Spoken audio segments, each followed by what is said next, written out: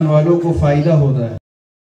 خطہ گجرات جن علماء ربانیین کے خطاب سے فیضیاب ہو رہا ہے، ان میں سے ایک عالم ربانی صاحب نسبت بزرگ حضرت قاری رشید احمد اجمیری دامت برکاتہم العالیہ بھی ہے۔ اللہ تعالیٰ نے آپ کو علم و عمل کی اعلیٰ صلاحیتوں کے ساتھ تقریر اور خطابت کا جوہر بھی عطا فرمایا ہے، اور آپ کے اس ظہر سے فیضیاب ہو کر سینکڑوں لوگ اپنی زندگیوں کو شریعت اور سنت کے مطابق کر رہے ہیں اور کیا ہے۔ تو اللہ تعالیٰ نے آپ کے فیض کو صرف گجرات ہی میں نہیں بلکہ گجرات کے حدود سے نکل کر دوسرے صوبوں میں بھی پہنچایا ہے، بلکہ ہندوستان سے نکل کر دوسرے ممالک میں بھی آپ کا فیض پہنچ رہا ہے، الحمدللہ۔ اللہ کی زندگی میں حضرت کی زندگی میں برکت عطا فرمائے، صحت، قوت، عافیت، تندرستی، دنیا آخرت کی بھلائیوں سے مالا مال فرمائے۔ حضرت ایک شیخ الحدیث اور شیخ التفسیر بھی ہیں، اور اس کے ساتھ ساتھ اصلاح باطن کے حوالے سے سلسلہ نقشبندیہ کے معتمد شیخ بھی ہیں۔ اور سب سے بڑی بات یہ ہے کہ یہ ان لوگوں میں سے ہے جن کی زندگی، جن کی صبح اور شام قال اللہ اور قال الرسول میں گزرتی ہے۔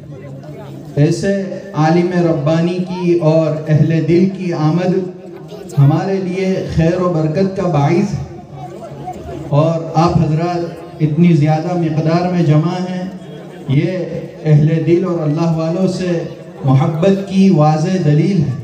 اللہ تعالیٰ اس محبت کو قبول فرمائے اور ہمارے لیے آخرت میں نجات کا ذریعہ بنائے۔ اہل اللہ اور علماء ربانیین کا وجود بہت سے فتنوں کے لیے سد باب ہوا کرتا ہے، اور ان کی آمد سے بہت سے فتنے دب جاتے ہیں، اور ان کی حقیقی قدردانی یہ ہے کہ ہم ان کی زندگی میں قدر کریں۔ گجرات والوں کی عام طور پر عادت ہے کہ جب کوئی بزرگ کا انتقال ہو جاتا ہے تو پھر قدر ہوتی ہے، اصل قدر یہ ہے کہ ان کی زندگی میں کی جائے۔ تو یہ اہل اللہ اور علماء ربانیین کی آمد ہمارے لیے بڑے خیر اور برکت کا ذریعہ ہے، اور ایسے لوگوں کے ساتھ رہنے کا حکم قرآن کریم نے دیا ہے۔ یا ایھا الذین آمنوا اتقوا اللہ وکونوا مع الصادقین، اے ایمان والو اللہ کا ڈر پیدا کرو۔ یہ اللہ کا ڈر کہاں ملے گا؟ تو ایسے لوگوں کے پاس بیٹھنے سے ملے گا۔ تو ہم تو یہی کہیں گے، حضرت کی آمد پر ہر طرح کی بے سر و سامانی کے باوجود آج آپ آئے تو اپنا گھر اچھا لگا، اور حضرت ہمارے درمیان کوئی تعارف کے محتاج نہیں ہیں۔ حضرت نے یہاں اس ویراول شہر سے تعلیم حاصل کی ہے، یہاں آپ نے کالج میں پڑھا ہے، بلکہ حضرت نے کل ہی بتایا کہ حضرت نے حفظ قرآن کی شروعات بھی ویراول ہی سے کی، تو یہ ہمارے لیے فخر کی بات ہے۔ تو حضرت ہمارے درمیان تشریف لائے ہیں، آپ اتنی کثیر تعداد میں موجود ہیں، تو آپ سے درخواست ہے کہ سب سے پہلے اپنی جگہ پکڑ لیں اور ذرا بھی یہاں اسٹیج کے قریب شور نہ کریں، اور حضرت کی باتوں کو بہت دھیان اور توجہ سے سنیں، عمل کی نیت سے سنیں، یہی ان حضرات کی حقیقی معنی میں قدردانی ہے۔ اب میں آپ اور حضرت کے درمیان زیادہ حائل ہونا نہیں چاہتا، ادب اور احترام کے تمام تر جذبات کے ساتھ حضرت کو دعوت خطاب دیتا ہوں، اور ایک بار پھر درخواست کرتا ہوں کہ یہاں اسٹیج کے قریب بالکل شور بند کر دیں، بالکل خاموش ہو جائیں، سکون اور وقار کے ساتھ بات سنیں۔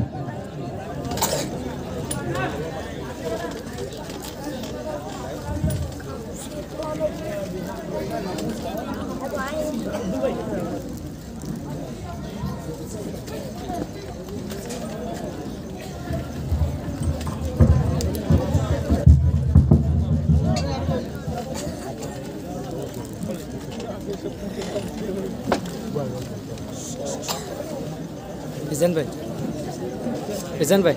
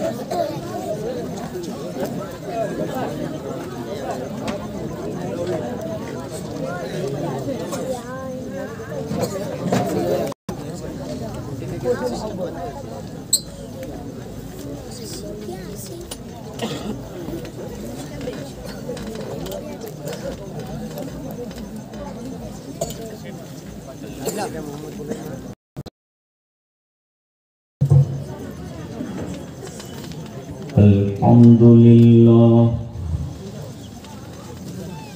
الحمد لله وكفى وسلام على عباده الذين اصطفى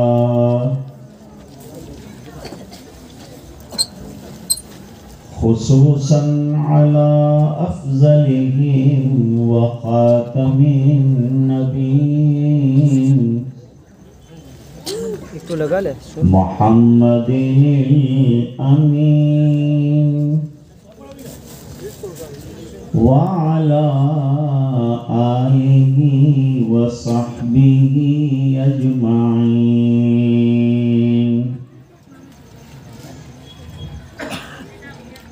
أما بعد فأعوذ بالله من الشيطان الرجيم.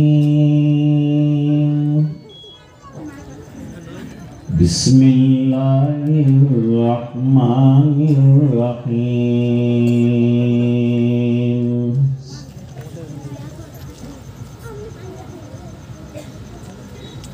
نحن نقص عليك نبأهم بالحق إنهم فتية آمنوا بربهم وزدناهم هدى. صدق الله العظيم. إن الله وملائكته يصلون على النبي يا أيها الذين آمنوا صلوا عليه وسلموا تسليما. اللهم صل على سيدنا محمد وعلى آل سيدنا محمد وبارك وسلم.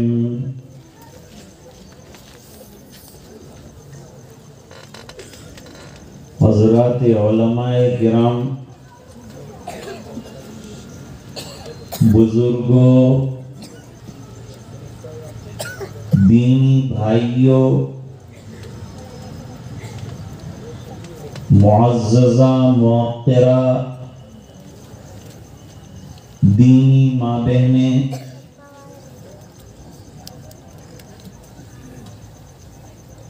آج شب جمعہ ہے اور کل یوم جمعہ.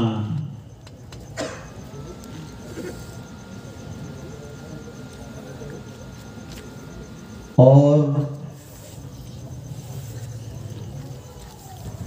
جمعہ کی شب میں یا جمعہ کے روز سورۃ الکہف پڑھنے کی فضیلت آئی.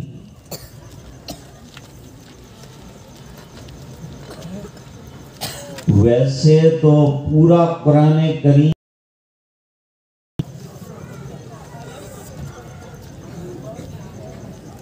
لیکن جو سورہ کہف پڑھے گا اس کے بارے میں ارشاد رسول ہے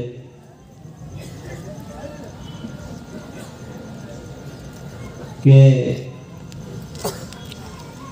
پڑھنے والے کے منہ سے لے کر آسمان تک ایک نور سا پھیل جاتا.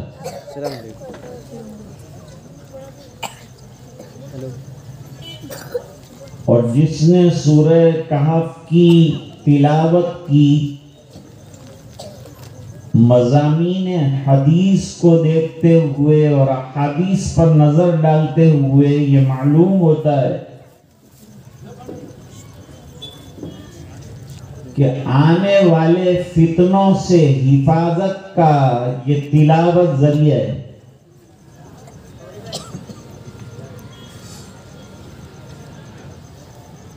ابھی جب ہم گاڑی میں آ رہے تھے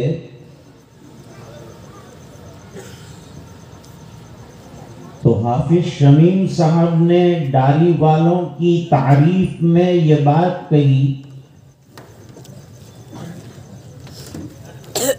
کہ یہاں کے احباب قرآن کریم کی تلاوت کے بڑے شوقین ہیں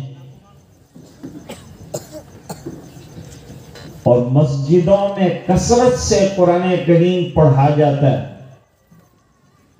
تلاوت کیا جاتا ہے. قرآن کی تلاوت بہت بڑی نعمت ہے.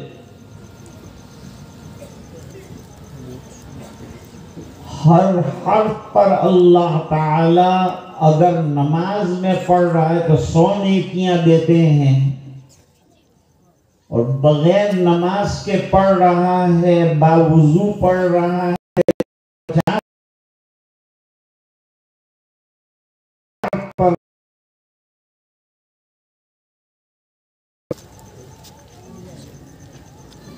اس لیے امت میں جذبہ تلاوت ہونا چاہیے اور اس تلاوت کو مسجد تک محدود مت رکھیے،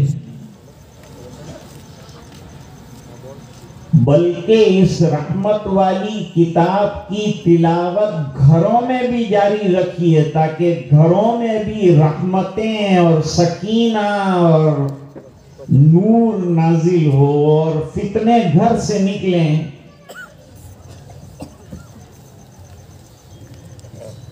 جن لوگوں کو قرآن کریم پڑھنا نہیں آتا، میں نے پوچھا ڈاری میں 20 سے زیادہ علماء کرام ہیں، آپ ان سے کانٹیکٹ کریں اور قرآن کریم بڑی عمر میں بھی سیکھیں.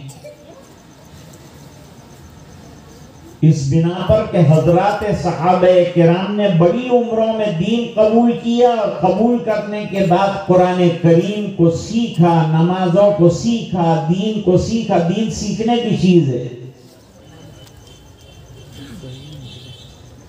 تعلمنا الایمان ثم تعلمنا القرآن.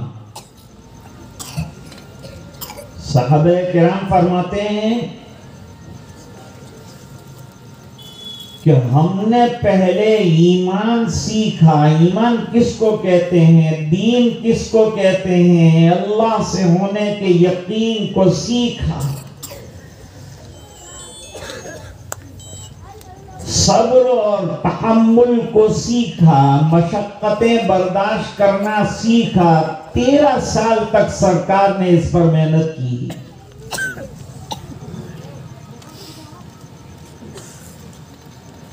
اس کے بعد مدنی زندگی کے اندر احکام بہت زیادہ آئے تو ہم نے قرآن کریم کو دوبارہ سیکھا اس طریقے پر کہ یاد بھی کرتے جاتے تھے اور عمل بھی کرتے جاتے تھے. سورہ بقرہ 8 سال کے اندر پوری کی،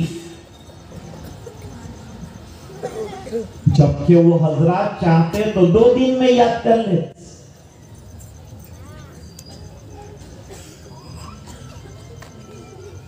قرآن کریم کی تلاوت پر رحمتوں کے نزول کے سلسلے میں حدیث موجود ہے،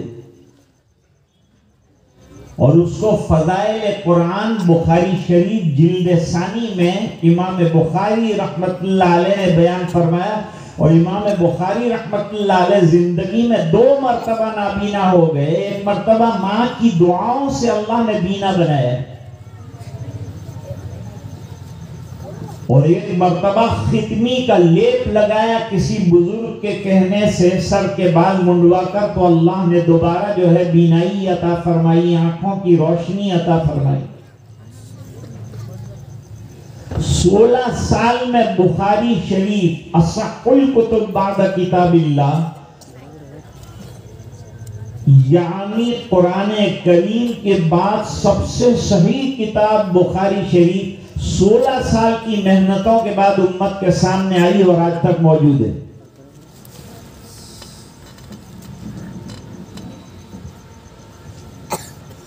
موجودہ دور میں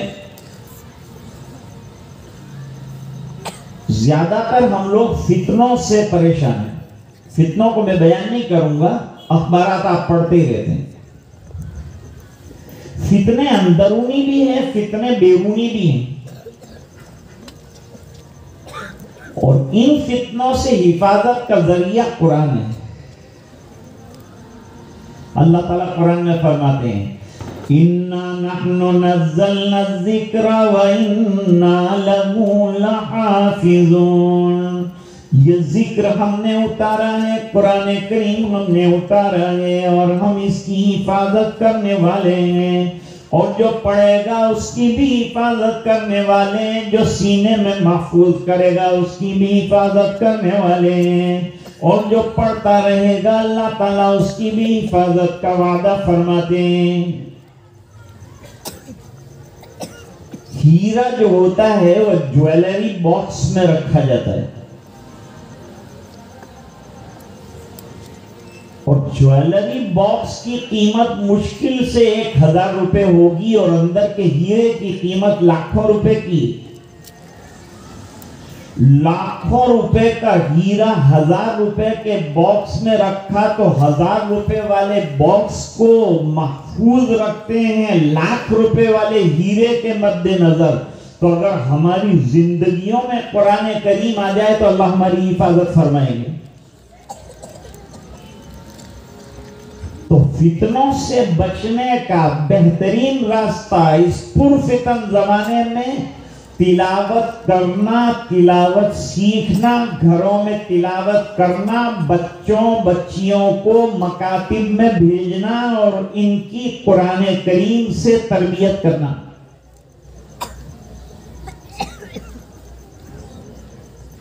یہ بہت ضروری ہے.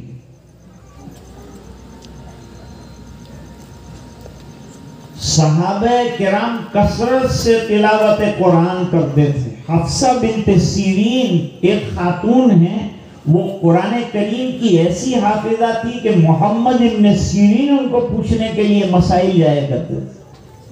تو صرف قرآن پڑھی ہوئی نہیں تھی، اس کے مسائل سے بھی پوری طرح واقف. جیسے کہ علماء قرآن پڑھتے بھی ہیں، تلاوت بھی کرتے ہیں، اور اس کے مضامین سے پوری طرح واقف ہیں. ہم لوگ قرآن کریم کے مضامین سے بالکل واقف نہیں ہیں. اگر پوچھا جائے کہ قرآن ہم سے کیا تقاضا کرتا ہے تو ہم جواب نہیں دے سکیں. قرآن انسان بننے کا تقاضا کرتا ہے، قرآن اخلاق والی زندگی گزارنے کا تقاضا کرتا ہے، قرآن دشمنوں کے ساتھ محبت کا سلوک کرنے کا بہترین سبق دیتا ہے. تاجدار مدینہ جناب رسول اللہ صلی اللہ علیہ وسلم کی پوری زندگی امن و امان، سکون اور راحت اور اطمینان کا پیغام لے کر آئی ہے. اور سیرت کی کتابیں پڑھنا چاہیے،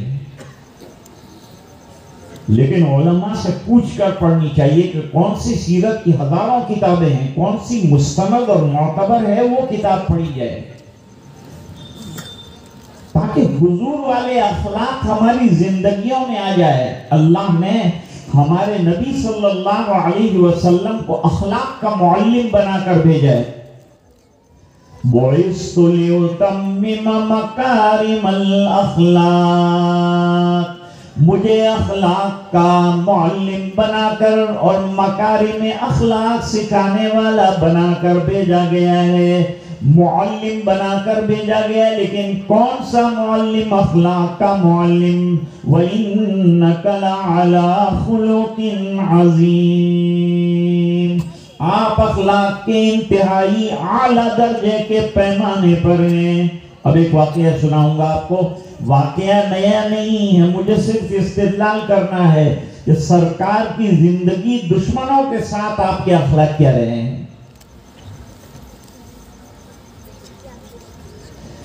آئے دنیا میں بہت پاک مکرم بن کر، کوئی آیا نہ مگر رحمت عالم بن کر. صلی اللہ علیہ وسلم جنگی سفر سے صلی اللہ علیہ وسلم لوٹ رہے. آرام کا وقت ہے، دوپہر کا وقت ہے، سائے کی تلاش ہے. صحابہ کرام سے کہا کہ جہاں درختوں کا سایہ، وہاں تو کٹیالے درخت ہوتے ہیں، عرب میں زیادہ جنگلوں میں سایہ دار درخت کم ہوتے ہیں. سب درختوں کے سائے میں اور درختوں کے نیچے آرام کرنے کے لیے چلے گئے. سرکار نے اپنے لیے ایک درخت منتخب کیا، وہاں لیٹ گئے.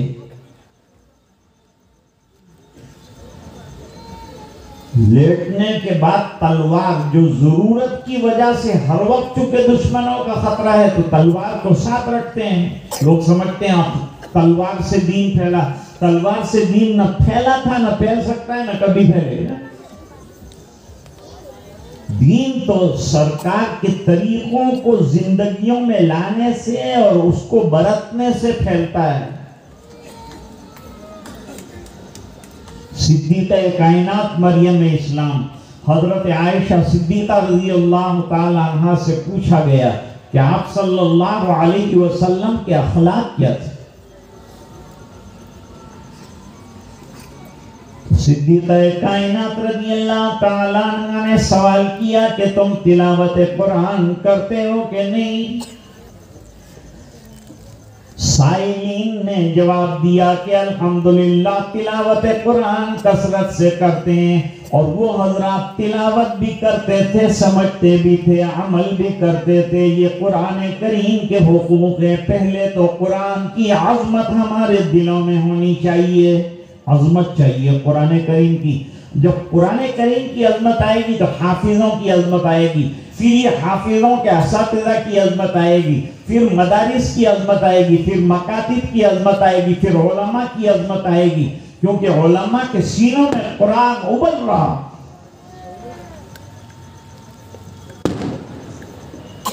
تلوار لٹکا دی، آپ لیٹ گئے آرام سے.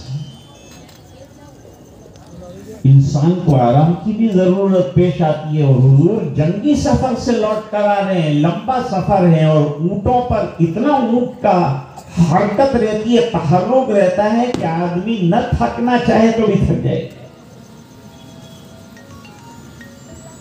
آپ صلی اللہ علیہ وسلم آرام فرما رہے ہیں، اتنے میں ایک دشمن آ گیا اور اس دشمن نے آ کر تلوار آہستہ سے لے لی، اپنے قبضے میں لے لی. اور پھر حضور پاک صلی اللہ علیہ وسلم کو جگایا. ذرا غور سے سنیے اور جاگ کر سنیے. مولی شمیم سوئے کہ جاگ رہے ہیں؟ ذرا دیکھیے.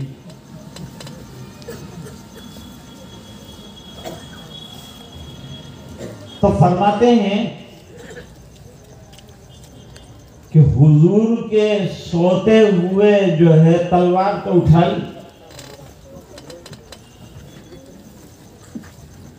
اٹھانے کے بعد حضور پاک صلی اللہ علیہ وسلم کو جگایا، اور جگا کر حدیثوں میں الفاظ آتے ہیں، یہ کہا مَن یمنعک منی، اب یہ تلوار آپ ہی کی ہے میرے قبضے میں، کون بچائے گا آپ کو؟ نبی دنیا میں یہ دعوت دینے کے لیے آتا ہے کہ کرنے والی طاقت اور کرنے والی ذات اللہ کی ہے، انسان میں کچھ نہیں رکھا ہے، اس کی چیزوں میں کچھ نہیں رکھا ہے، سائنس میں کچھ نہیں رکھا ہے، جو رکھا ہے اللہ کے حکم میں اور طاقت اسی کی ہے۔ تاریک سے تاریک تر ہوتی گئی اور کائنات ماہ و انجم ڈھونڈنے کے شوق میں اپنی دنیا سے یہ دنیا بے خبر ہوتی گئی۔ قرآن کی طرف آ جاؤ، دین کی طرف آ جاؤ، سب مسائل کا حل یہی ہے۔ کس بات کی کمی ہے؟ اللہ تیری گلی میں، دنیا تیری گلی میں، عقبہ تیری گلی میں۔ اللہ کے قرآن میں سب ہے، سرکار کی زندگی میں سب ہے۔ زندگی کا کوئی بھی مرحلہ آ جائے، اتنی کمپلیٹ کتاب دی ہے کہ مسئلہ اس میں سے نکل کے آئے گا۔ اصول اور ضوابط کی کتاب ہے قرآن۔ مَن یمنعک منی، اب آپ کو کون بچائے گا؟ پوری دنیا کو ایک اللہ بچانے والے ہیں۔ طاقت اللہ کی ہے، حوصلے اللہ کے، اللہ ہی کی قدرت ہے، وہی بچا سکتے ہیں۔ یہ سبق دینے والے کے دل میں ایمان کتنا گہرائی سے بیٹھا ہوا ہوگا کہ جب اس نے یوں کہا کہ کون بچائے گا، سرکار نے ذرا بھی حرکت نہیں کی، بغیر حرکت کے حضور نے فرمایا اللہ اللہ اللہ۔ 3 مرتبہ، ایک روایت میں ہے کہ 1 مرتبہ کہا، ایک روایت میں ہے کہ 3 مرتبہ کہا۔ حضور پاک صلی اللہ علیہ وسلم کے اللہ کہنے میں اتنی طاقت تھی، اتنی طاقت تھی کہ دشمن کے ہاتھ سے تلوار چھوٹ گئی۔ رنگے ہاتھوں ایسا دشمن پکڑا جائے تو حضور تو پوری فوج لے کے نکلے تھے، ہونا یہ چاہیے تھا کہ اسی منٹ پہ اسے تہہ تیغ کر کے ختم کر دیا جاتا۔ لیکن دنیا کو تاریخ بتلانی ہے کہ جس نے تلوار گلے پر رکھی اس کو گلے سے لگانا ہے، اور جس نے خنجر سینے میں داخل کرنے کی کوشش کی اس کو سینے سے لگایا ہے۔ یہ خالی افسانہ نہیں ہے، یہ حقیقت ہے، اور 1400 سال میں روایتوں کے ساتھ اور سندوں کے ساتھ یہ واقعہ آپ کے سامنے بیان ہو رہا ہے۔ یہ نہیں ہے کہ کوئی ایسے ہی واقعہ افسانہ سنا رہے ہیں، سرکار کی زندگی سنا رہے ہیں۔ اب اس کے ہاتھ سے تلوار گری اور آپ صلی اللہ علیہ وسلم نے لیٹے لیٹے اٹھائی، اور اٹھانے کے بعد اس سے پوچھا کہ تیرا سوال تجھے ہی میں کرتا ہوں، تو نے پوچھا تھا من یمنعک منی، کون تمہیں بچائے گا میری تلوار سے؟ میں تجھ سے یہ سوال کرتا ہوں کہ اب تجھے کون بچائے گا؟ میرا جواب تو تُو نے سن لیا، اب تیرے جواب کا میں منتظر ہوں۔ 360 بتوں سے تعلق رکھنے والا اور اللہ کی ذات پر ذرا بھی یقین نہ رکھنے والا، اللہ کو نہ ماننے والا کیا جواب دے گا؟ وہ اسباب کے دھندلکوں میں تلاش کرتا ہے۔ عقل در اسباب می دارد نظر، عشق می گوید مسبب رانگر۔ عقل تو بیچاری حیران اور درماندہ رہتی ہے، عشق جو ہے اس کو راستہ ملتا ہے۔ صدیق کے اندر عشق ہے تو اللہ نے راستہ دے دیا، فاروق میں عشق تھا تو اللہ نے راستہ دے دیا، حضرت عثمان میں عشق تھا تو اللہ نے راستہ دے دیا۔ فرمایا یہ وہ لوگ ہیں کہ دنیا میں ان کو جنت کی بشارت دی۔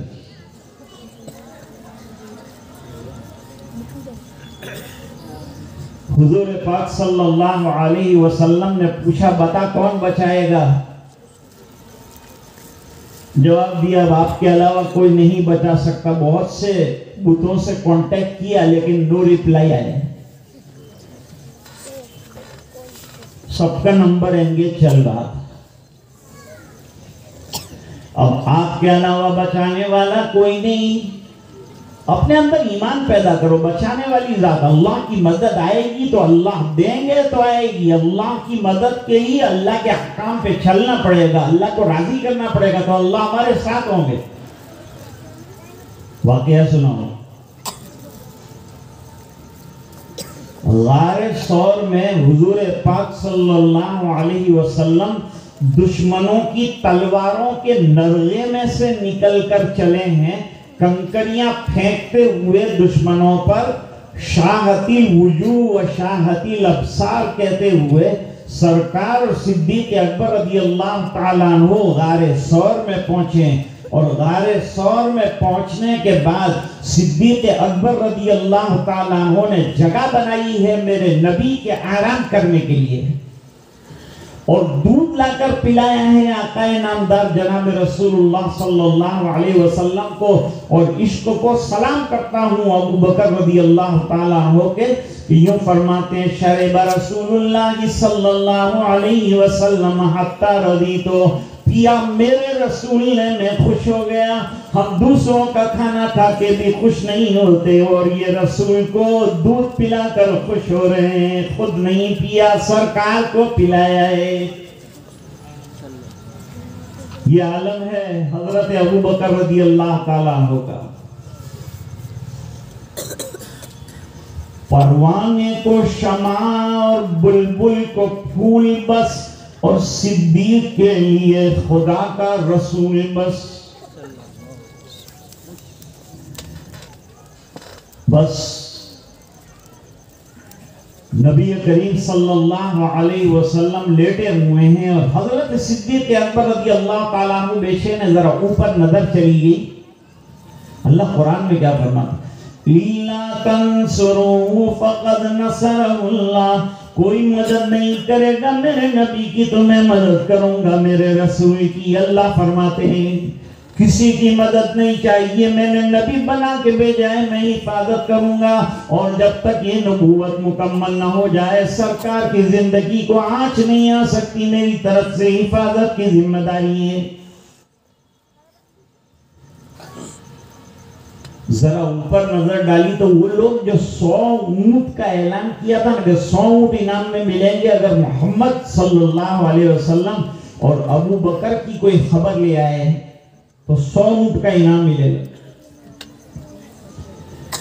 100 اونٹ کے انعام کی جستجو اور تلاش میں وہ لوگ اوپر آ گئے تھے, اور اوپر آنے کے بعد بالکل اگر اپنے قدموں پر نظر ڈالیں تو سرکار کو دیکھ لیں, لیکن آنکھیں اندھی ہے, جب تک میرا رب نہ چاہے دیکھ نہیں سکتے.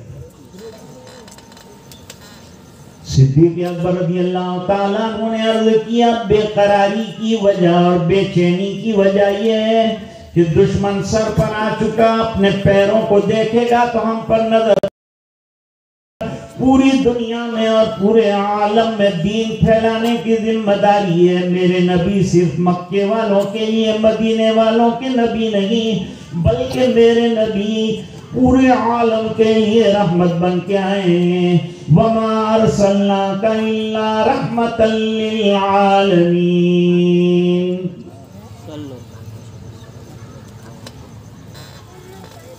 حضور پاک صلی اللہ علیہ وسلم نے یہاں بھی حرکت نہیں کی, آرام سے لیٹے رہے. اور لیٹے لیٹے ابو بکر رضی اللہ تعالیٰ عنہ سے پوچھا, یہ بتاؤ کہ ہم لوگ جو مکہ مکرمہ سے نکلے تو اپنی مرضی سے نکلے یا اللہ کے حکم سے نکلے ہیں؟ ہم اللہ کا حکم پورا کرنے کے لیے نکلے ہیں یا اپنے دل کو خوش کرنے کے لیے نکلے؟ اپنی خالی زندگی بچانے کے لیے نکلے ہیں یا اللہ کا حکم پورا کرنے اور دین کی بقا کی محنت کے لیے نکلے ہیں؟ حضرت ابو بکر رضی اللہ تعالیٰ عنہ نے عرض کیا, ہم تو اللہ کے حکم پر نکلے. کب سے نکلنا چاہتے تھے, رکے رہے اس بنا پر کہ اللہ کا حکم ہجرت کا نہیں آیا تھا. جب ہجرت کا حکم آیا اور یہ بھی آیا کہ صدیق کو بھی ساتھ لے کے جانا, تب ہم نکلے ہیں. پر میں آپ گھبرانے کی ضرورت نہیں. جو قوم اور جو شخص اللہ کے حکم پر اور اللہ کا حکم پورا کرنے کے لیے نکلتا ہے اس کی حفاظت بھی اللہ کرتا ہے. میں اور آپ کیا حفاظت کریں گے؟ دین کی حفاظت کا ضامن تو اللہ ہے. حفاظت کرنے والے تو اللہ میں، گھبرانے کی کوئی ضرورت نہیں ہے، مایوس ہونے کی کوئی ضرورت نہیں. إِلَّا تَنْصُرُوهُ فَقَدْ نَصَرَهُ اللَّهُ إِذْ أَخْرَجَهُ الَّذِينَ كَفَرُوا ثَانِيَ اثْنَيْنِ إِذْ هُمَا فِي الْغَارِ إِذْ يَقُولُ لِصَاحِبِهِ لَا تَحْزَنْ إِنَّ اللَّهَ مَعَنَا. گھبرانے کی کوئی ضرورت نہیں ہے ابو بکر، تو اور میں یہاں اکیلے نہیں، اللہ تعالیٰ کے فرشتے نگرانی کر رہے ہیں، حفاظت کر رہے ہیں، اور اللہ ہمیں دیکھ رہے ہیں.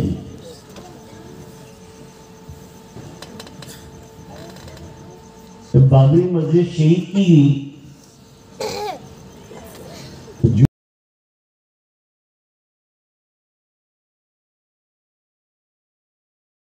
قطار کیا ظالم ہماری مسجدیں شہید کر رہے ہیں، توڑ رہے ہیں، کیا ہوگا حضرت، کیا ہوگا؟ میرے والد صاحب نے بڑے اطمینان سے ان کو جواب دیا کہ حاج صاحب یہ بتائیے کہ یہ مسجد گھر کس کا ہے؟ یہ گھر تو اللہ کا ہے. تو وہ دیکھ رہا ہے کہ نہیں دیکھ رہا ہے؟ دیکھ رہا ہے. جب دیکھ رہا ہے تو جب وقت آئے گا انتقام بھی لے گا. ابھی توڑ رہے ہیں، اللہ بننے کا نظام بھی بنائیں گے. اس کا گھر ہے، اس کو فکر ہے، ہم کو اپنے گھر کی فکر، اس کو اس کے گھر کی فکر. اللہ قرآن میں فرماتے ہیں وَلَا تَحْسَبَنَّ اللَّهَ غَافِلًا عَمَّا يَعْمَلُ الظَّالِمُونَ إِنَّمَا يُؤَخِّرُهُمْ لِيَوْمٍ تَشْخَصُ فِيهِ الْأَبْصَارُ. موقع دیتے ہیں اللہ تعالیٰ، مہلت دیتے ہیں. کتنی مہلت دیتے ہیں؟ فرعون کو 650 سال کی مہلت دے دی، اور قوم نوح کو 900 سال کی مہلت دے دی. اللہ کی یہاں دیر ہے، اندھیر نہیں.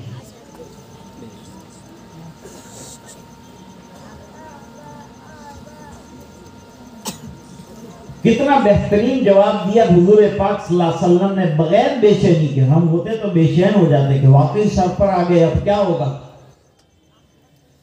لیکن جس نے دنیا کو یہ سکھایا ہے کہ سب اللہ کرتے ہیں، اللہ کی مدد سے ہوتا ہے، اللہ کی طاقت سے ہوتا ہے، اس کے دل میں اللہ سے ہونے کا یقین اتنا بھرا ہوا ہے کہ سامنے والا بھی مطمئن ہو جائے گا، جس کے سامنے بات کریں گے وہ بھی مطمئن ہو جائے گا.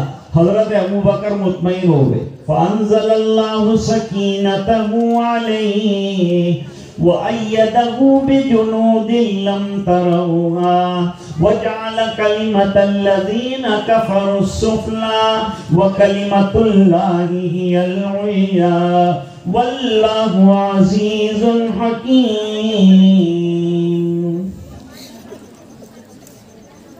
تو بات تو ہماری در حقیقت یہ چل رہی تھی کہ بغیر گلے ہوئے حضور پاک صلی اللہ علیہ وسلم نے فرمایا بچانے والی ذات اللہ کی ہے. اب کیا ہوگا میرے ساتھ؟ تو حضور پاک صلی اللہ علیہ وسلم نے انتقامی کارروائی نہیں کی، بدلہ نہیں لیا، بلکہ حضور پاک صلی اللہ علیہ وسلم نے حارث ابن غورث کو معاف کر دیا. اس کی آنکھوں میں آنسو آ گئے اور اشکبار ہو کر رونے لگا. اتنا بڑا کرم کرنے والا نبی اور میں تلوار لے کر کھڑا ہو گیا. یہ اخلاق دیکھ کر وہ ایمان لایا، اس کا خاندان بھی ایمان لیا ہے. یہ تعلیم کہاں ملے گی؟ احادیث میں ملے گی. یہ تعلیم ہم کو لینا ہے اور اپنی زندگی میں اس کو عملی بنانا ہے. واقعات ہم سنتے ہیں، معمولات ہمارے پاس کچھ بھی نہیں ہے، معلومات بہت ہیں. یہ واقعہ معلوم، وہ واقعہ معلوم. معلوم سے کام نہیں چلے گا. زندگی میں عمل کتنا ہے؟ یہ دین پریکٹیکل ہے. پریکٹیکلی اس دین کو زندگی میں لانا پڑے گا. اس لیے حضرت عائشہ رضی اللہ تعالیٰ عنہ نے سوال کیا تھا کہ قرآن کریم پڑھتے ہو؟ جواب ملا کہ جی سب پڑھتے ہیں قرآن کریم. اس زمانے میں کون ایسا تھا کہ قرآن کریم نہ پڑھے؟ نہ پڑھنے والے بھی سیکھ سیکھ کر پڑھتے تھے, اور چھوٹے چھوٹے بچے بھی مسجدوں میں آتے تھے اور قرآن کریم سیکھتے تھے اور حضور کی وحی کو سنتے تھے.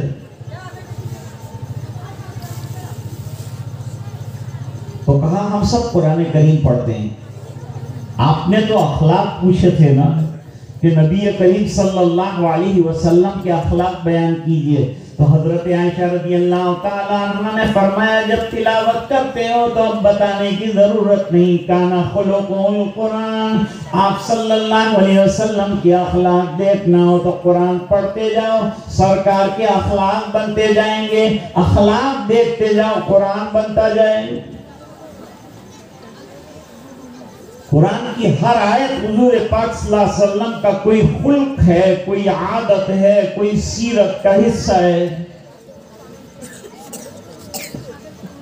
تو قرآن فتنوں سے بچانے والا ہے. گھروں میں ماں بہنیں بھی, یہ بھی تھوڑا سا شور ہو رہا ہے ماں بہنوں میں, اور یہ جہاں بھی ہوتی ہیں وہاں تھوڑا سا شور ہونا بہت یعنی ممکن چیز ہے, ہو سکتا ہے انہوں نے تو جنت سے نکلوایا تو یہاں سے نہیں نکلوا رہی ہے, وہ غنیمت ہے.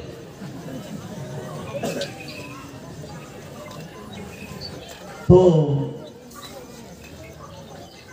فضائل قرآن میں حضرت امام بخاری رحمت اللہ علیہ نے قرآن کے سکینہ رحمت ہونے کو ایک واقعے سے ثابت کیا ہے. حضرت اسید بن حضیر رضی اللہ تعالیٰ عنہ جلیل القدر انصاری صحابی ہیں, ان کے بڑے واقعات حدیث میں آتے ہیں. یہ وہ شخص ہیں جنہوں نے یہ جملے ارشاد فرمائے ہیں حضرت عائشہ رضی اللہ تعالیٰ عنہ کے لیے کہ ما ہی بأول برکتکم یا آل ابی بکر. ہمارے اوپر حالات آتے ہیں, مشقتیں آتی ہیں, اور اللہ تعالیٰ امت کے لیے آسانیاں فرما دیتے ہیں. تکلیف تم کو آئے اور امت کو ملے آسانیاں, حالات تم پہ آئے اور امت کو ملے آسانیاں. ارے حضرت ابو بکر رضی اللہ تعالیٰ عنہ کے بارے میں سرکار نے فرمایا ہر ایک کے احسان کا کچھ نہ کچھ بدلہ دے سکتا ہوں, لیکن حضرت ابو بکر صدیق رضی اللہ تعالیٰ عنہ کے احسان اتنے ہیں کہ اس کا بدلہ اللہ کے علاوہ کوئی نہیں دے سکتا. اتنی قربانیاں دی ہیں دین کے لیے. ایک موقع پر مانگا گیا تو پورا گھر کا سامان جمع کیا, 4000 درائم اور ٹین کے تک اٹھا کر لیا ہے اور ڈال دیا آپ صلی اللہ علیہ وسلم کے سامنے. تین کا کیا کام آئے گا؟ حضور کہیں آگ جلانے کی ضرورت پڑے تو تین کا بھی میرے گھر کا کام آ جائے, دین کے کام آ جائے. یہ تین کا بھی, پیسہ تو کام آئے گا لیکن تین کا بھی کام آئے گا. میں گھر میں تین کا بھی دین کے نام پر نہیں رکھنا چاہتا. 40,000 دن کو خرچ کیے, 40,000 رات کو خرچ کیے, 40,000 چھپ کر خرچ کیے, 40,000 کھل کر خرچ کیے. قرآن کریم نے خراج تحسین پیش کیا.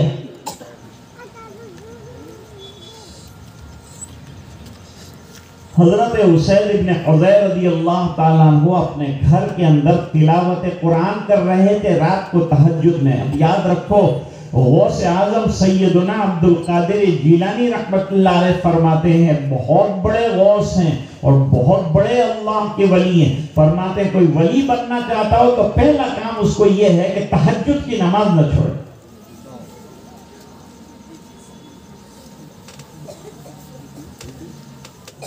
اور سیدنا عبد القادر جیلانی رحمت اللہ علیہ فرماتے ہیں کہ کسی کا مال حلال ہے کہ حرام ہے اس کا پتہ مجھے اس کے خرچ کرنے سے چل جاتا ہے. اگر گاجوں میں, باجوں میں, شادیوں میں, رسموں میں خرچ کرتا ہے تو میں سمجھ جاتا ہوں کہ یہ غلط راستے سے آیا ہوا مال ہے, اس لیے غلط راستے پر جا رہا ہے. اگر حلال کمائی ہوتی تو صحیح راستوں کے اوپر یہ خرچ ہوا ہوتا, صحیح راستے میں یہ جاتا. رزق حلال پیٹ میں جائے گا تو اعمال میں نور پیدا ہوگا, ذوق شوق پیدا ہوگا عمل. یا ایھا الذین آمنوا کلوا من طیبات ما رزقناکم واشکروا للہ ان کنتم ایاہ تعبدون۔ مدینہ ایک ایسی بستی ہے کہ دن کو ویران ہے، رات کو آباد ہے۔ ہماری بستیاں دن کو آباد ہے، رات کو ویران ہے۔ سوئے ہیں سب، لیٹے ہوئے ہیں، صبح کی نماز بھی چلی جاتی ہے، ہماری نہیں ادا کر پاتے ہم۔ ارے صبح کی نماز بزرگ فرماتے ہیں اللہ تعالیٰ سے محبت کا امتحان کا وقت ہے، اس لیے صبح کی نماز قضا نہ ہونے دو، اس کو ادا کرو۔ محبت والی نماز ہے۔ تہجد بزرگوں سے چلی آ رہی ہے، پہلے انبیاء کرام سے تہجد چلی آ رہی ہے۔ حدیث میں فرمایا حضرت داؤد علیہ السلام آدھی رات آرام فرماتے تھے، آدھی رات اللہ کے سامنے کھڑے ہوتے تھے، راز و نیاز کرتے تھے۔ تو تہجد اتنی پابندی سے پڑھتا ہو، 5 وقتہ نمازیں چھوڑے گا تو تہجد کی پابندی آ جائے۔ لوگ کہتے ہیں مولانا باوی والی بات نو کرا تہجد یہ دھڑک نو کام نتھی، یہ تہجد مشکل کام چھے، اینی بات نو کرو۔ 5 وقت نماز پڑھی لیے، اینی بات کر 5 وقت نماز ہو جائے ہماری، یہی ٹھکانے سے یہی غنیمت ہے ہمارے لیے۔ ہمارے یہاں ایک صاحب آئے تھے، سیاسی آدمی تھے، مسلمان تھے، انہوں نے تقریر کی اور تقریر کے اندر مسلمانوں کے حالات کیوں ہیں اور فلاں ہوگا اور یہ ہوگا اور حالات بہت خراب ہیں اور سیاسی حالات خراب ہیں اور اس کے اندر کیا کرنا چاہیے سب بتایا انہوں نے۔ یوں کرنا چاہیے، یوں کرنا چاہیے، پولیٹیکلی یوں محنت کرنی چاہیے، لیڈرشپ کے اندر یوں محنت کرنی چاہیے، سب باتیں کہی۔ اس کے بعد انہوں نے کہا کہ جو علماء ہیں ان کو رات کو اٹھ کے 2 رکعت تہجد کی پڑھ کے اللہ سے دعا کرنا چاہیے۔ تو میں نے اپنی تقریر میں کہا کہ علماء تہجد نہ پڑھتے اور راتوں کو نہ روتے تو تیرے کو دین کو ہنسنا بھی نصیب نہ ہو۔ یہ تو بیچارے کرتے ہی، ہم سب کو کرنا ہے۔ تہجد خالی علماء کے لیے نہیں ہے، یہ تو تمام لوگوں کے لیے ہے۔ جتنی نفلی نمازیں ہیں ان میں تہجد کا مقام بہت اونچا ہے۔ اللہ مجھے بھی توفیق دے، اللہ ماں بہنوں کو بھی توفیق دے، اللہ ہم سب کو توفیق عطا فرمائے۔ ہمارے جوان کرکٹ کے میدان میں پسینہ بہاتے ہیں، پنکھے کے نیچے مسجد میں تہجد پڑھنا کیا مشکل کام ہے۔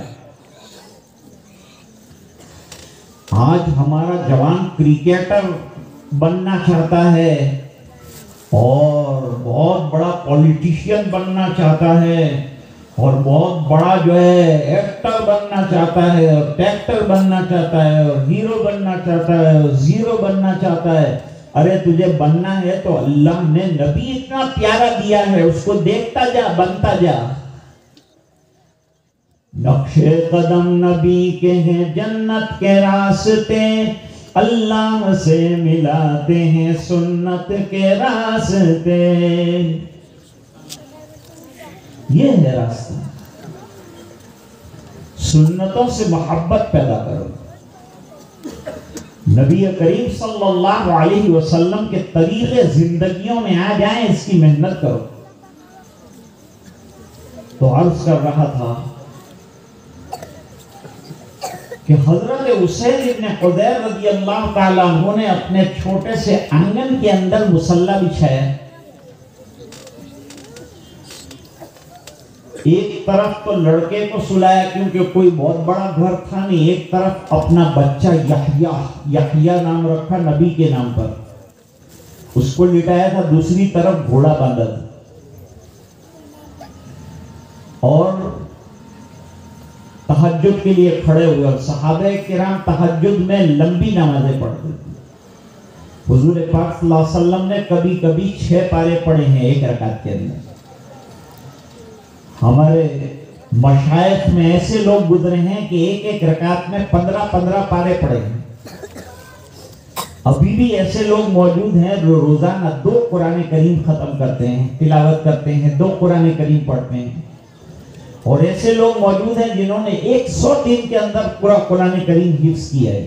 ایسے بچے موجود ہیں، لاک ڈاؤن کے اندر انہوں نے وقت کا استعمال کیا اور قرآن کریم کے حافظ بن گئے۔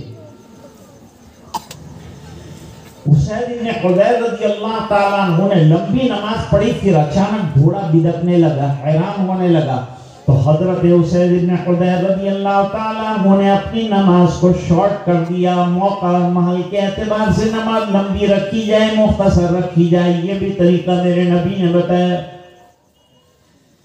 حضور نے ایک لمبی نماز کا جماعت کے ساتھ پڑھانے کا ارادہ کیا، ایک بچہ رویا، حضور پاک صلی اللہ علیہ وسلم نے نماز کو مختصر کر دیا۔ ماں بہنیں سنو، اس زمانے میں خواتین بھی آتی ہیں، آج کل فتنوں کا بڑا دور ہے، اس بنا پر گھر کے کونوں کے اندر اندھیروں میں نماز پڑھو، اپنے گھروں کو روشن کرو نماز کے ذریعے سے، قرآن کے ذریعے سے روشن کرو، سکینہ اور سکون کو آنے دو، اپنے گھر کے اندر اترنے دو، نازل ہونے دو۔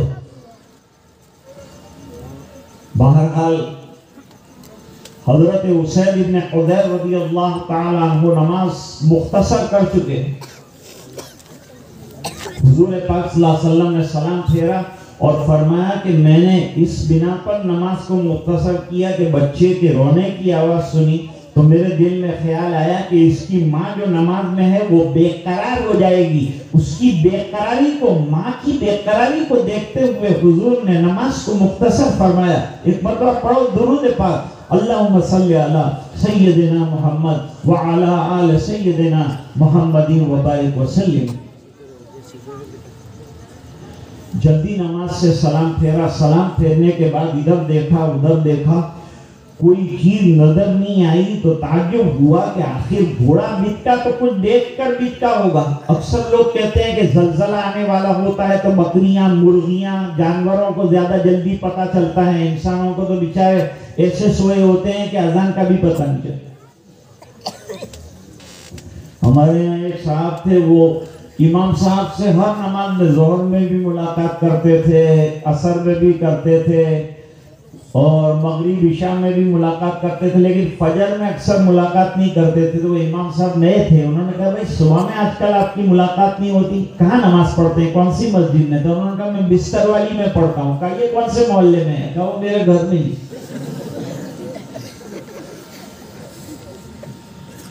نماز کی پابندی بہت بڑی نعمت ہے، اور نماز چھوٹنے پر صحابہ کرام بڑے بے قرار ہو جاتے تھے۔ قضا ہوئی نماز تو دل اچاٹ ہو جاتا، ان حضرات کا دل اچاٹ ہو جاتا۔ ہمارے ایک بزرگ تھے، ایک مرتبہ جلسے میں گئے اور جلسے سے فراغت کے بعد لوگوں سے ملاقات کرنے کے اندر ذرا دیر ہو گئی تو تکبیر تحریمہ چھوٹ گئی تو روئے، اشکبار ہوئے۔ نماز کے بعد فرمایا 22 سال کے بعد پہلی مرتبہ اللہ اکبر میں امام کے ساتھ نہ رہا۔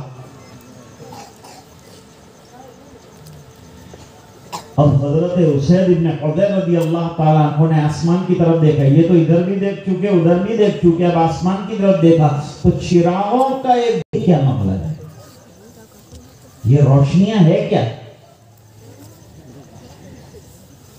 صبح کی نماز کے بعد آقا نامدار جناب رسول اللہ صلی اللہ علیہ وسلم کا معمول تھا کہ دیوار سے ٹیگ لگا کر لوگوں سے پوچھتے تھے کوئی خواب دیکھا ہو تو بیان کرو، اور کسی نے کوئی خواب نہ دیکھا ہوتا تو آپ خود اپنا خواب بیان کر کے تعبیر بیان فرماتے تھے۔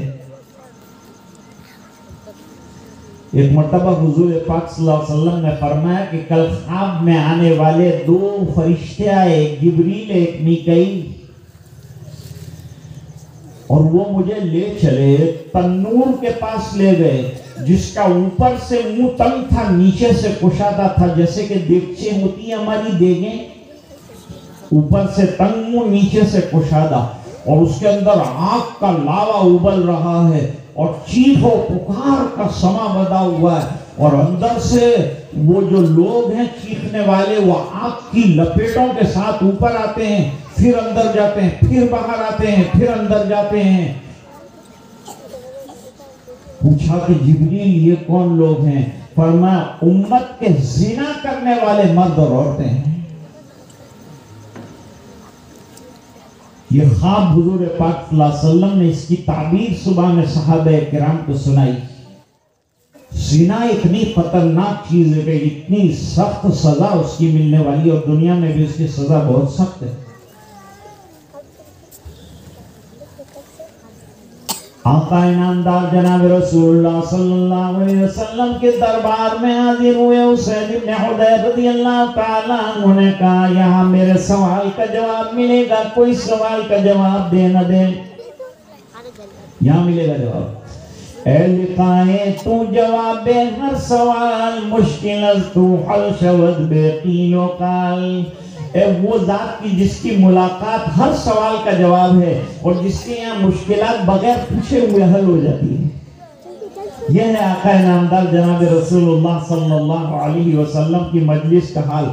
عبداللہ ابن سلام رضی اللہ تعالیٰ عنہ سوالات لے کر ابھی ایمان نہیں لائے، یہودیوں کے بہت بڑے عالم ہیں، آقا انعامدار جناب رسول اللہ صلی اللہ علیہ وسلم کی یہاں امتحان لینے کے لیے آئے تھے، لیکن جب آئے سرکار کا چہرہ انور دیکھا تو کلمہ پڑھتے ہوئے کہا کہ یہ چہرہ جھوٹے کا ہو ہی نہیں سکتا۔ علامہ سید محمد انور شاہ کشمیری رحمت اللہ علیہ ایک مناظرے کے اندر غیر مسلموں کے ساتھ اور مسلمانوں کا مناظرہ ہو رہا تھا، اسٹیج پر بیٹھے تھے تو ان کے سادھوؤں نے کہا کہ بغیر کچھ کہے اور دیکھے خالی ایمان قبول کیا جا سکتا ہے، تو سید محمد انور شاہ کا چہرہ دیکھ کر کلمہ پڑھنے کو جی چاہتا ہے۔ جب امتیوں کا عالم یہ ہے تو خود آقا انعامدار جناب رسول اللہ صلی اللہ علیہ وسلم کا عالم کیا ہوگا؟ کیوں چاند میں کھوئے ہو الجھے وہ ستاروں میں، اور آقا کو میرے ڈھونڈو قرآن کے پاروں میں۔ کیا اچھی بات شعراء کہہ دیتے ہیں، نثر میں جو بات کہنے کے لیے گھنٹوں لگتے ہیں وہ نظم میں منٹوں میں اور سیکنڈز میں کہی جاتی ہیں، اور مصروں میں کہی جاتی ہیں اور ایک شعر میں کہی جاتی ہیں۔ طیبہ کی فقیروں کی ٹھوکر میں زمانہ ہے،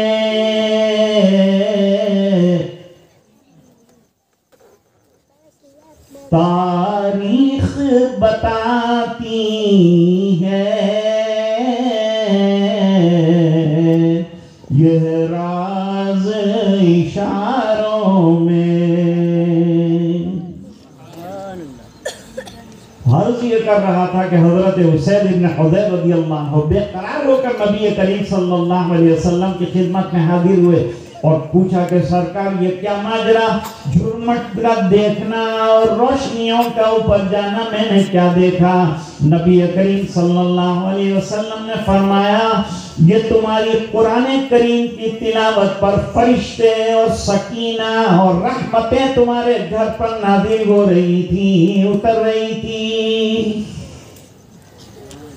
ثابت ہو گیا کہ نہیں کہ اگر قرآن کریم گھر میں پڑھا جائے تو نہ جنات کا اثر رہے گا نہ بھوت کا اثر رہے گا، بھوت کا کوئی وجود نہیں ہے، اور جنات کا وجود ہے بھی تو وہ اتنے فرصت میں نہیں کہ سب کے گھر میں جاتے ہیں۔ ابھی تو دعوت و تبلیغ کا زمانہ جب سے آیا ہے، جب سے عاملوں نے یہ کہنا شروع کیا کہ تمہارے یہاں پوری ٹیم ہے، گھر میں پوری جماعت ہے، اس کو نکالتے نکالتے تو دم نکل جائے گا میرا۔ اور گھر میں قرآن پڑھو، قرآن کریم کی تلاوت کرو، کہتے ہیں میرے گھر میں باہر کا اثر ہے۔ جب اندر کا اثر ختم ہوتا ہے تو باہر کا اثر آتا ہے۔ اندر کو مضبوط بناؤ، ایمان والا بناؤ، قرآن والا بناؤ، نمازوں والا ماحول بناؤ، مصلی بچھاؤ، بھاگ جائے گا سب۔ آج کا میرا پیغام یہ ہے کہ قرآن کی تلاوت آپ کر رہے ہیں، ضرور کریں اور اس میں اضافہ کریں، زیادہ کریں، اس کو گھر میں بھی پڑھنا شروع کریں، گھر میں فضا بنائیں، ماحول بنائیں، کثرت سے درود شریف پڑھیں حضور پاک صلی اللہ علیہ وسلم پر۔ ارے ایک مرتبہ درود پڑھنے سے کتنے مردوں کی مغفرت ہو جاتی ہے، واقعہ معلوم ہے؟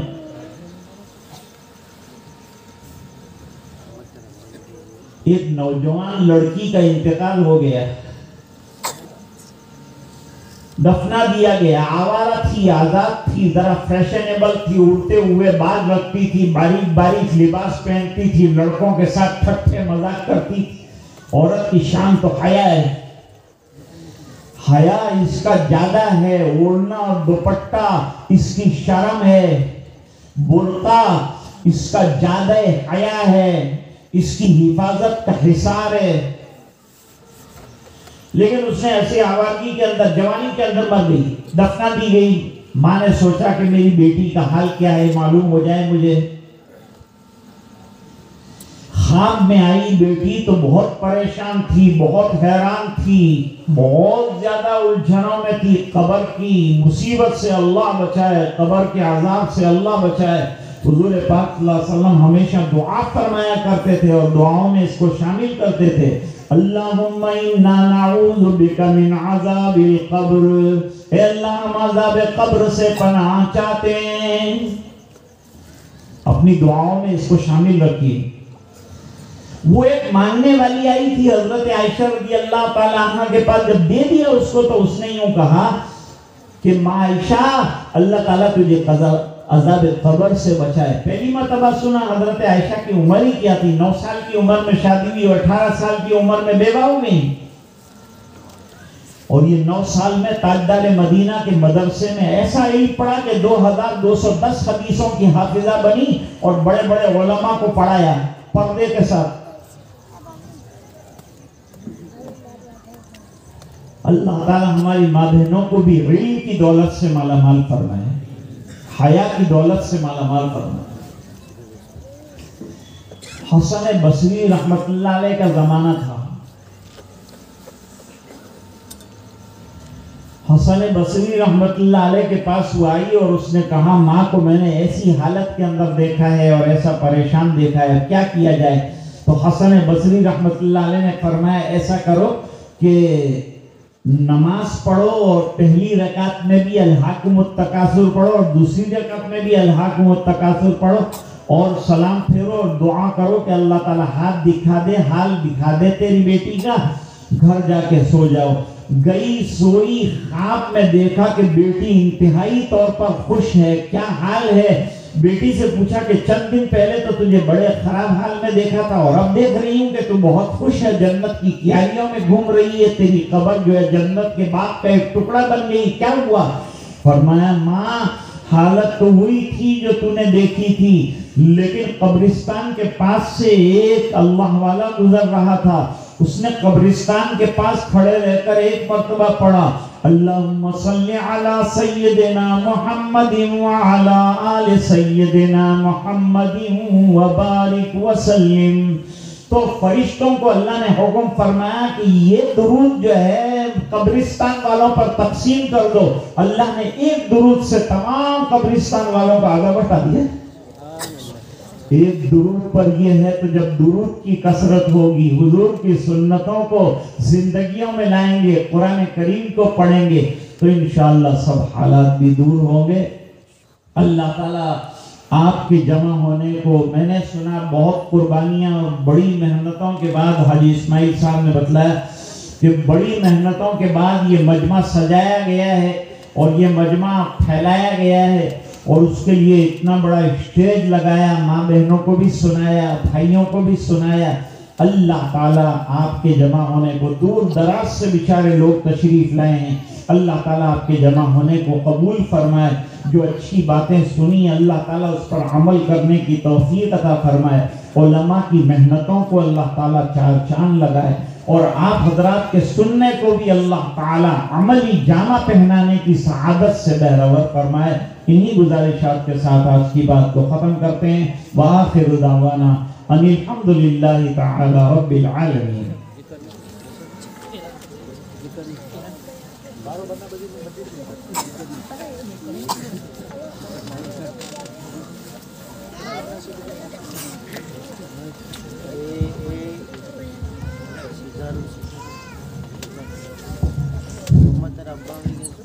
داری سے, ویراول سے, سیلوگوں سے, پٹن سے ہمارے جتنے بھی احباب آئے ہوئے ہیں تمام احباب کھانا کھا کر گئے اور ہماری ماں بہنیں بھی جو تشریف لائے ہیں ان سے بھی ہماری مؤدبانہ گزارش ہے کھانا کھا کر ہی جائے، اس لیے کہ آپ ہی لوگوں کے لیے بنایا گیا۔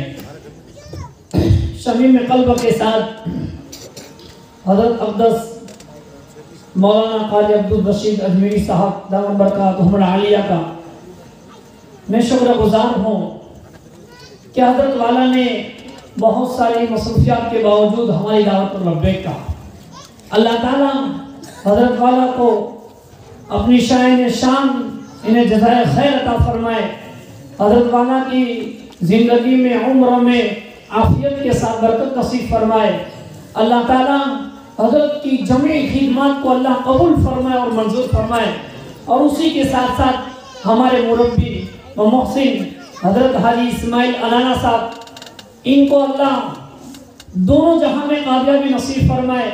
اس سرزمین کے اوپر حضرت کی بہت قربانی ہے، یہ ہماری جتنی مساجد مقادیر علماء کرام جو یہ مجمع دکھ رہا ہے یہ حضرت کی فکر کا نتیجہ ہے، اس لیے ہم حضرت کے لیے دعائے خیر کرتے ہیں کہ اللہ ان کو جزائے خیر عطا فرمائے، اللہ ان کی زندگی میں برکت نصیب فرمائے، کہ جن کی محنت سے اور جن کی فکر سے یہ اتنا سارا مجمع جمع ہو گیا یہ حضرت کی محنت کا صلہ ہے، اس لیے ان کے لیے دعائیں کریں۔ اور جو حضرات یہاں تشریف لائے ہیں ان کے بھی ہم ممنون مشکور ہیں، اور ہمارے جو یہاں مہمان تشریف لائے ہیں ان کے لیے کھانے کا انتظام مسجد کے صحن کے اندر رکھا گیا ہے، اس لیے مسجد کے صحن کے اندر ہمارے جو گاؤں کے حضرات ہیں وہ وہاں نہ جانے کی کوشش کرے، اس لیے کہ ہمارے آنے والے مہمانوں کا اکرام کرنا یہ ہماری ذمہ داری ہے، اس لیے پہلے ہم کھانے آنے والوں کی کھانے کی فکر کریں، اور جتنے بھی آئے ہیں سب کھانا کھا کر ہی جائیں، اس لیے کہ آپ ہی لوگوں کے لیے کھانا بنائیں، اور مستورات کے لیے بھی انتظام یہ ہوگا کہ کھانا وہاں پہنچ جائے گا، مستورات آگے پیچھے نہ ہو، وہیں انشاءاللہ بیٹھے رہے، وہیں آپ کے لیے کھانا تقسیم ہو جائے گا۔ الحمدللہ حضرت کے اس بار کے سفر کا یہ تیسرا بیان تھا، اللہ تعالیٰ آگے بھی یہ سلسلہ جاری رکھے، حضرت کو خوب جزائے خیر عطا فرمائے۔ اب حضرت کے اس بار کے سفر کے 2 پروگرام باقی ہیں، کل جمعہ سے قبل پٹن مرکز پر حضرت کا خطاب ہوگا، 1 بجے انشاءاللہ بیان شروع ہو جائے گا، اور مستورات میں بہارکوٹ میں جناب حاجی ساجد بھائی جمشائی کے مکان پر 3:15 بجے حضرت کا مستورات میں خطاب ہوگا، اور وہ اس سفر کا آخری خطاب ہوگا۔ اللہ تعالیٰ حضرت کو خوب تندرستی عطا فرمائے۔ اب دعا ہوگی، اس کے بعد جلسے کا اختتام ہوگا، اور ضرور کھانا کھا کر تشریف لے جائیں۔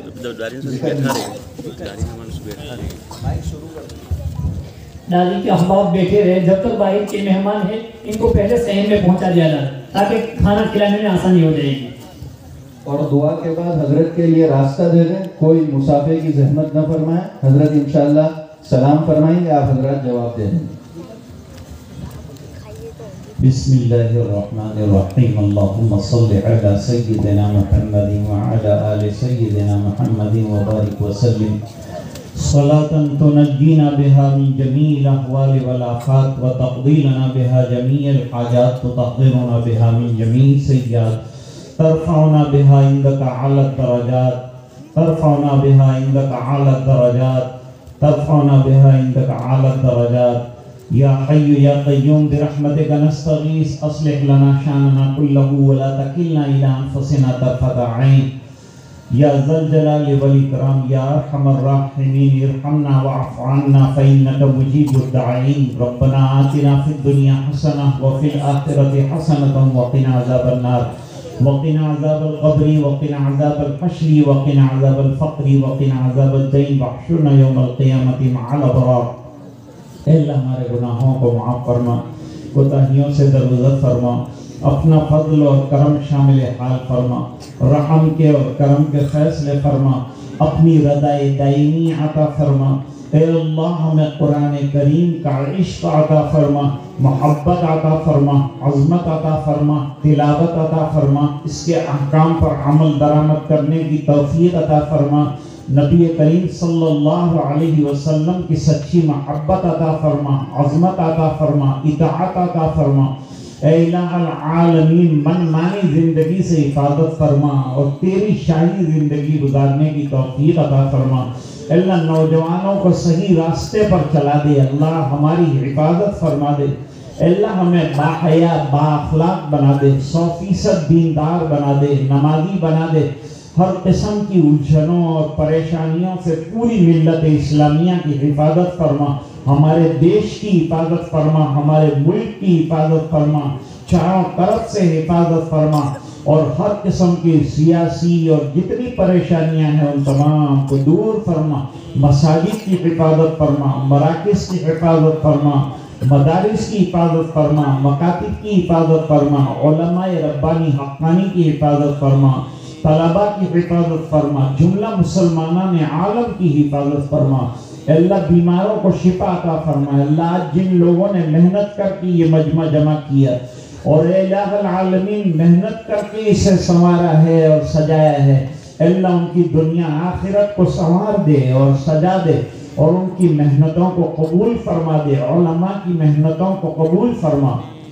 اے الہ العالمین دنیا سے جانے والے جتنے مسلمان ہیں اللہ ان تمام کی بھرپور مغفرت فرما، اعلیٰ علیین میں بہترین مقام عطا فرما، اللہ پورے مجمع کی مغفرت فرما، امت کے ایک ایک فرد کی مغفرت فرما۔ اے اللہ یہ دعائیں اپنے فضل و کرم حبیب پاک صلی اللہ علیہ وسلم کی برکت سے قبول فرما۔ سبحان ربک رب العزت عما یصفون والسلام علی المرسلین والحمد للہ تعالی رب العالمین۔